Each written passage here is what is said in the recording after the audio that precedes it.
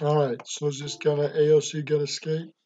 She's putting millions into private corporations and not into PACs. That's a big no-no.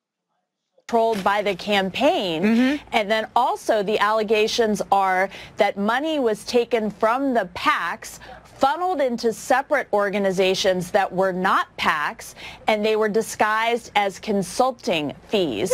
And thus that sounds like a really great way to make money, though. Just pay yourself hundreds of thousands of dollars in consulting fees. Ain't politics great? Who says you can't make a bunch of money? So I understand why her chief of staff, Saikat Chakrabarti, might be in trouble, but why is AOC potentially in hot water as well?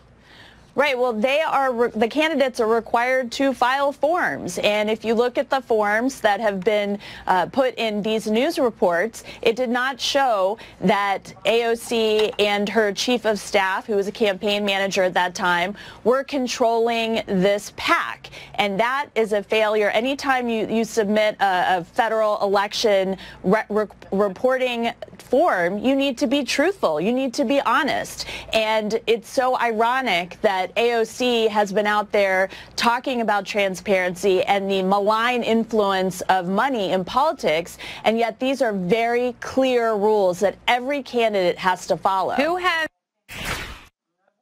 Every candidate has to follow. Now, Sean Davis, I retweeted this last night, who's the co-founder of The Federalist, thefederalist.com, he had this to put out, which I thought was interesting. He said a Republican political operative was sent to prison for 2 years in 2015 for doing precisely what Alexandria Ocasio-Cortez and her campaign manager did, directly controlling an independent PAC's activities to support her campaign in violation of the law banning coordination.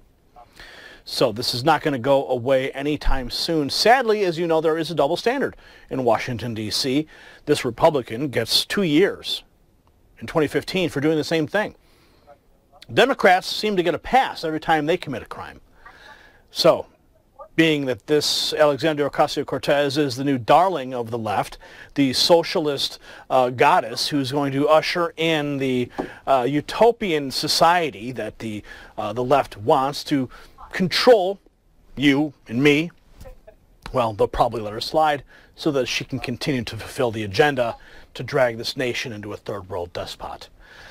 We'll see if that happens. No surprise if it does, but it's a double standard and it's wrong. And as citizens, we shouldn't let it happen. Dennis Raj Martin from Billings, Montana. Good day.